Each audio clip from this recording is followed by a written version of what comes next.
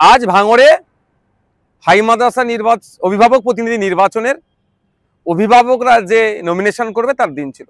Indian secular ফ্রন্টের পক্ষ থেকে 6 জন অভিভাবিকাকে ঠিক করা হয়েছিল এই অভিভাবক নির্বাচনে প্রতিদ্বন্দ্বিতা করার জন্য। আমরা খবর পেয়েছিলাম ইতিপূর্বেই যে এখানে তৃণমূল কংগ্রেস শওকত মোল্লার নেতৃত্বে একটা অরাজকতা করতে পারে, নমিনেশনে ডিস্টার্ব করতে পারে। আমরা লোকাল প্রশাসনকে জানিয়েছিলাম, লোকাল প্রশাসনকে বলেছিলাম আমরা যে প্রয়োজনে তাহলে আমরাও জমায়েত করব। ভাঙড়ের জমায়েতের দিকে তো আইএসএফ পিছিয়ে নেই। তখন প্রশাসনের পক্ষ থেকে জানানো হয়েছিল কেউ জমায়েত করতে পারবে না, সবাই শান্তিপূর্ণভাবে এসে জমায়েত, যার অভিভাবকরা তার প্রস্তাবকদেরকে নিয়ে এসে নমিনেশন করাবে। প্রশাসনের কথা মতো আমরা কেউ জমায়েত করিনি। আমাদের পার্টির আলোচনার ভিত্তিতে যে কেউ আর কারো আসার প্রয়োজন নেই, যে 6টা প্রার্থী আর তার প্রস্তাবক নিয়ে 18-20 জন যেটা আছে সেটাই থাকবে। আমরা কি দেখলাম, প্রশাসন যে কথা ডিরেক্ট বলেছিলেন আমাদের জন্য, সেটা হয়তো বিরোধীদের জন্য সে কথা তারা রাখতে পারলেন না। তৃণমূল কংগ্রেস বেশ কিছু জায়গায় জমায়েত করেছিল, বাইরে থেকে লোক নিয়ে এসছে, ক্যানিং পূর্ব থেকে জীবনতলা থেকেও লোক নিয়ে এসেছিল, শওকত মোল্লা সাহেব নিয়ে এসে এখানে উত্তপ্ত করার চেষ্টা করছিল সকাল থেকে।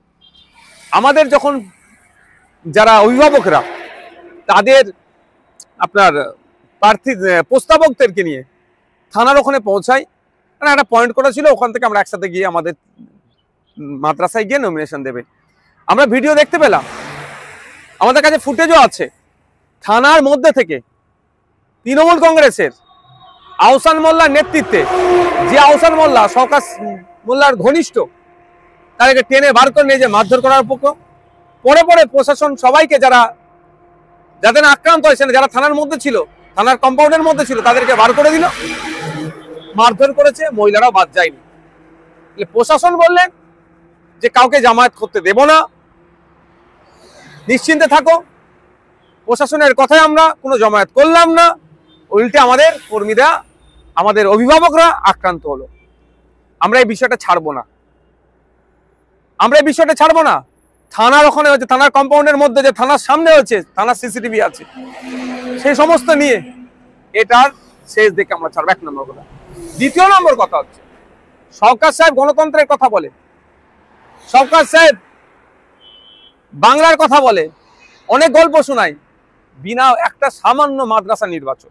ভাঙড়ে নাকি আইএসএফ শেষ হয়ে গেছে, ভাঙড়ে নাকি আইএসএফ নাই, তাহলে একটা শওকত সাহেবরা তো পারতো, সুযোগ ছিল অভিভাবকগুলোকে অভিভাবক নির্বাচনে অংশগ্রহণ করা, যে আইএসএফ কটা অভিভাবকদের ভোট পাই বা তৃণমূল কটা ভোট পাই, এটাও তারা চেক করতে পারতো।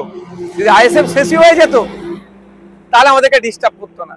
আমাদের কর্মীরা আঘাত পেয়েছে, আমাদের কর্মীরা হসপিটালাইজ আছে, ট্রিটমেন্ট করতে নিয়ে গেছে ব্যাপকভাবে, যেমন মহিলারাও আমাদের বাদ যায় না। কিন্তু এর জবাব আমরা দেব, এটা আমরা ছাড়বো না গণতান্ত্রিক প্রক্রিয়াতে। আমরা প্রশাসন আজকে যে আচরণ করেছে, তাহলে আগামী দিনে প্রশাসনের কতটা ভরসা সাধারণ মানুষ করবে, প্রশ্ন থেকে যাচ্ছে। এবার আসা গেল শওকত মোল্লা সাহেব এখন একটা বোম মেরেছে, আইএসএফ এর নামে দোষ দিয়ে দিচ্ছে। আমরা ভুলে যাচ্ছি না, 1 মাস অতিবাহিত হয়নি, রাজ্জাক খাকে যখন খুন করেছিল, সে স্পটে দাঁড়িয়ে শওকত সাহেবকে বলেছিল আইএসএফ এর কাজ, নওশাদ সিদ্দিকীদের কাজ। আর গ্রেফতার কে হলো? শওকত ঘনিষ্ঠ মুফাজ্জল থেকে শুরু করে তৃণমূলের একাধিক নেতারা গ্রেফতার হলো। এক্ষেত্রেও পুলিশ যদি সঠিক তদন্ত করে কারা বোমাবাজি করেছে, কারা ভাঙড়কে উত্তপ্ত করার চেষ্টা করছে, তাহলে দেখা যাবে শওকত সাহেবের ঘনিষ্ঠ লোক অ্যারেস্ট হচ্ছে, গ্রেফতার হচ্ছে বোমাবাজির কারণে। শওকত সাহেব দ্বারা যখন গণতন্ত্র আক্রান্ত বিপন্ন, সেই সময় শওকত সাহেব দেখছেন একটা বোমাবাজি করিয়ে দিয়ে আইএসএফ এর নামে দোষটা চাপিয়ে দেবো। বাংলার মানুষও বুঝতে পারছে, ভাঙড়ের মানুষও বুঝতে পারছে ভাঙড়ে কে অশান্তি করছে এবং নটোরিয়াস ক্রিমিনাল সার্টিফিকেট কার আছে আর কে বোমবাদী, এই সার্টিফিকেট মমতা ব্যানার্জি দিয়েছে।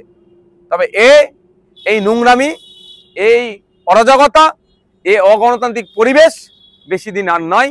এটা শুধু ভাঙড় থেকে নয়, বাংলা থেকে আমরা নির্মূল করব।